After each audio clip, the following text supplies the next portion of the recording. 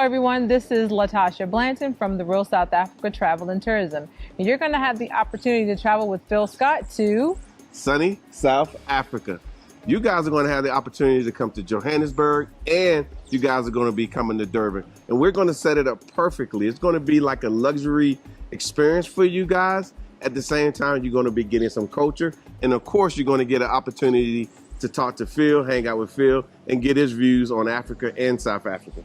You're also going to get an opportunity to explore the lifestyles here that are available in South Africa. And we're going to do all that for you in an amazing 10 days. We do hope that you go to the website and book, because we do look forward to seeing you here. Absolutely. Our website is therealsouthafrica.com. Go there, scroll down. You'll see a picture of Phil, and just go ahead and book there. So we'll see you here in what we like to call sunny South Africa.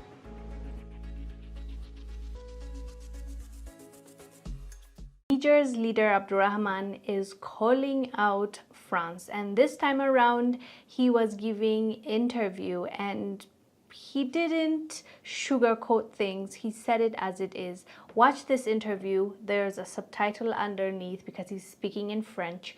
We'll come back and discuss. Vous ne pouvez pas combattre un incendie avec de l'essence.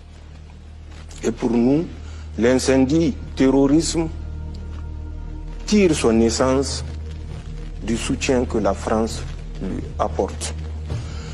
Nous avons pu dénoncer les accords de coopération en matière de défense. C'est un grand pas qui était là depuis plus de 50 ans. Nous sommes parvenus à le faire, Dieu merci. L'ambassadeur de France qui a voulu,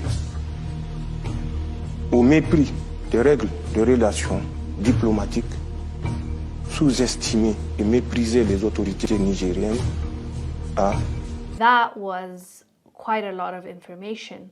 Granted, we've heard this accusation coming not just from Niger, but from a lot of Sahel region countries, Western African countries, even Eastern African countries. We hear that not just France, but other nations as well, funding and supporting the instability in those countries that they want something from, or they have a benefit somehow by the situation that is ongoing in those countries. And it's not new, it's not shocking, it's not surprising, but it is definitely something that we don't get to hear often when it comes to the leadership.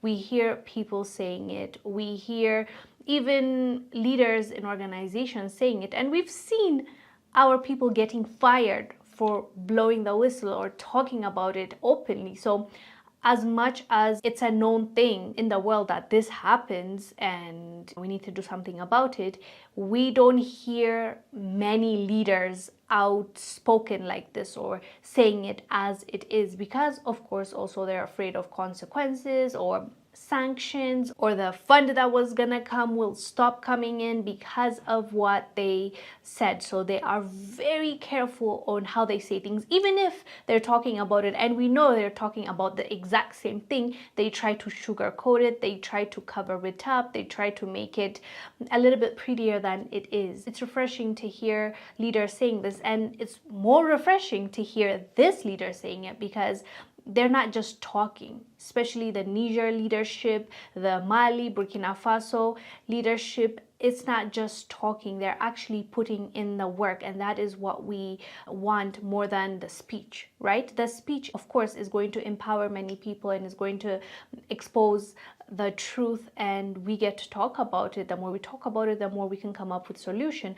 But it's extremely important that we put work and effort next to that speech and conversation that we are having. That is one of the reasons why we appreciate what these leaders are doing, because also we're seeing their people and how much they support these people.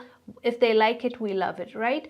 But I sometimes get this comments like, oh, so now we're supporting coups and we're supporting junta leaders. That's not the point. The point was The people were being taken advantage of. Someone got up and said, we're not going to take this anymore. And the people supported that person, and the people are still supporting those governments. So why are we making this something else?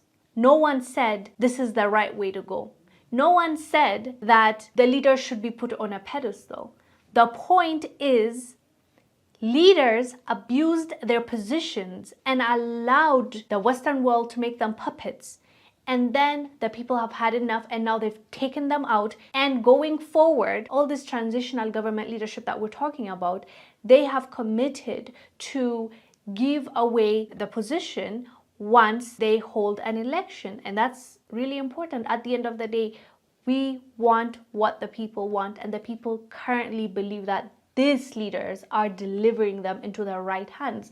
So we're not mad at it. We're supporting what the people are supporting. That's what I have to say about those comments. Anyways, fam, let us know down below what your thoughts are about what the president of Niger said about France. And he's making huge accusations. So it cannot be taken lightly.